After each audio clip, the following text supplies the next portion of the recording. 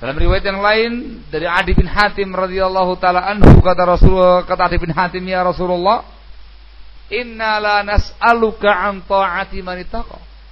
Ya Rasulullah, kami datang kemari tidak bertanya kepada engkau tentang ketaatan kepada penguasa yang bertakwa. Jelas, takwa, senang ya. Walakin nas'aluka amman fa'ala kadza fa'ala kadza fa'ala kadza wa dzakara syarr. Tapi kami bertanya kepada engkau ya Rasul tentang penguasa yang berbuat begini, begini, begitu, disebutkan semua kejelekan. Penguasanya korupsi, penguasanya kolusi, penguasanya nepotisme, KKN, penguasanya mementingkan kepentingan asing dan asing, penguasanya tidak lagi condong kepada kaum muslimin, penguasanya menyudutkan kaum muslimin, penguasanya disebutkan semua seambrek kejelekan itu penguasa. Bagaimana ya Rasulullah? Maka Rasul menjawab, isma' wa ati. Dengarkan dan taati penguasa kamu. Wa in daraba dhahrak wa akhadha malak fasma' wa ati. Walaupun penguasa kamu memukul punggungmu, mencampuk punggungmu, merampas harta kamu, dengarkan dan kamu taati. Kata Rasul, ya, bukan dari saya. Ini tidak ada sponsor dari parpol manapun. Pandangan syariat. Kata Rasul, dengarkan dan taati penguasa kamu, walaupun kamu sebutkan seambrek kekurangan yang ada, walaupun memukul punggung kamu, merampas harta kamu, dengarkan dan taati.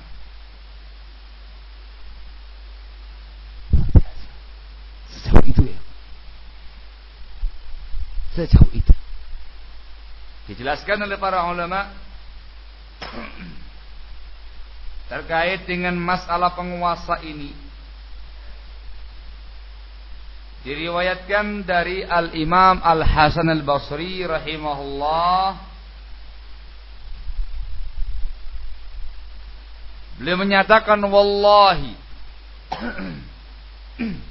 la yastaqimud din illa biwulatil amr wa in jaru wa zalamu. Wallahi lama yuslihullahu bihim aktsaru mimma yusidun. Wallah, demi Allah, kata beliau Al-Hasan Basri, seorang tokoh tabi'in pada masa.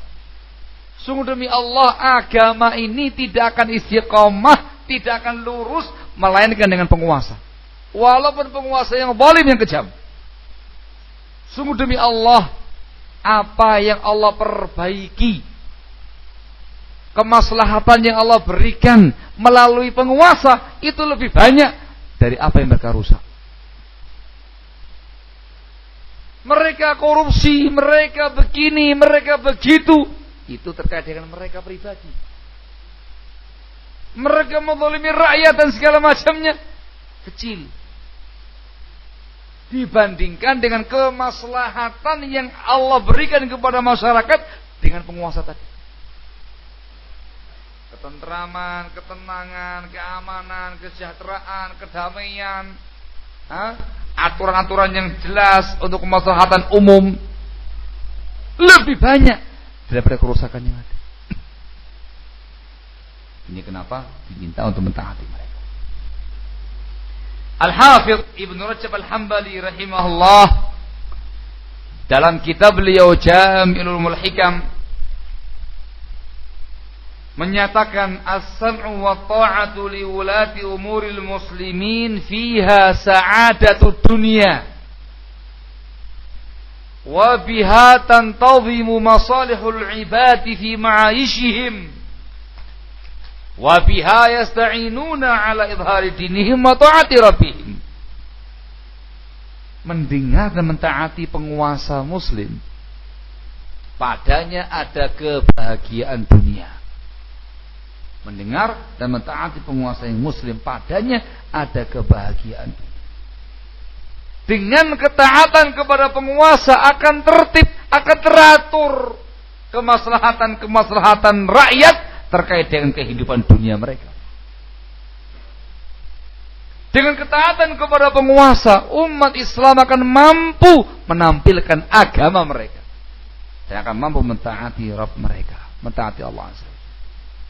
maka akan muncul kemaslahatan duniawi, kemaslahatan agama, ukhrawi ketika semuanya mentaati penguasanya.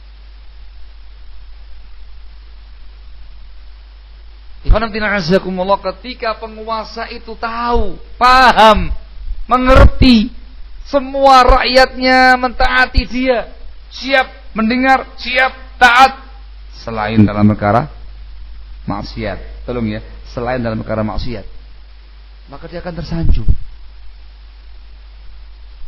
Dia akan merasa bahagia. Dia akan merasa senang. Dan dia akan siap untuk mengatur dan mengurus kemaslahatan bangsa dan negara, dunia, agama untuk rakyatnya. Sang penguasa tidak merasa ketakutan di demo, tidak merasa ketakutan di berontak, di kudeta, tidak merasa khawatir akan muncul gerakan separatis dan yang lain-lainnya. Tenang. Dan warganya mentaati penguasa, dorongan iman kepada Allah, perintah agama ini luar biasa. Sehingga maslahatnya sangat besar akan terwujud semuanya. Negara akan stabil, akan terwujud, terjaga stabilitas nasional para sebuah bangsa dan negara ketika rakyatnya itu ayem, tentrem, taat dalam perkara kebaikan. Juga disebutkan barakallahu fikum oleh sebagian ulama kita, waqad ulima bid-darurati min dinil Islam annahu la dina illa bi jama'ah wa la jama'ata illa bi imamah wa la imamata illa bi sam'in wa ta'ah wa anna al-khuruj an ta'ati wali al-amr wa at-taqaddum alayh min a'zami asbabil fasad fil bilad wal ibad wal 'udul an sabilil huda war rasyad. Termasuk perkara yang pasti dari agama ini, tidak ada agama melainkan dengan jamaah. Tidak ada jamaah melainkan dengan kepemimpinan. Imamah di sini bukan imamah sebuah kelompok loh ya kan. Yang dibahas sekarang penguasa. Tidak ada agama melainkan dengan sebuah jamaah, sekelompok masyarakat. Tidak ada jamaah melainkan harus dengan imamah, kepemimpinan. Dan tidak ada imamah melainkan harus dengan mendengar dan mentaati sang penguasa.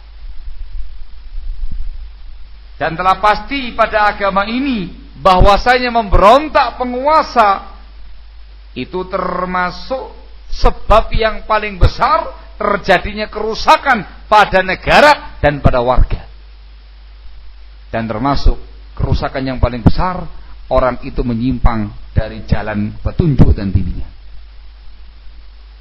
Ketika warga negara sudah tidak lagi mau mentaati penguasanya, maka mereka tadi barakallahu fikum bertentangan untuk menyelisih prinsip agamanya.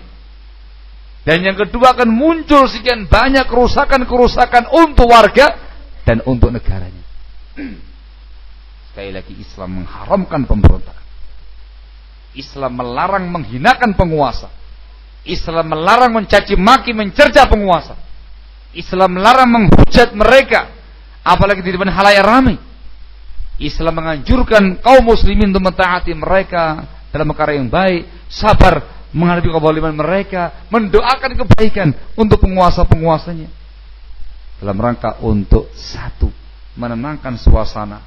Yang kedua, supaya warga negaranya taat kepada Allah dan kepada penguasanya, dan supaya terjalin dan terwujudkan maslahat agama dan maslahat bangsa tadi, menuju pada keamanan, kestabilan, kesejahteraan, kedamaian dan segala macamnya yang dinamakan tadi barakallahu. Ingat, disertai dengan takwa kepada Allah Azza wa Jalla. Itulah bimbingan Islam. Dengan cara inilah akan terwujud dan terjaga stabilitas bangsa dan negara. Semua kembali kepada siapa ya, Pak? Kepada warganya.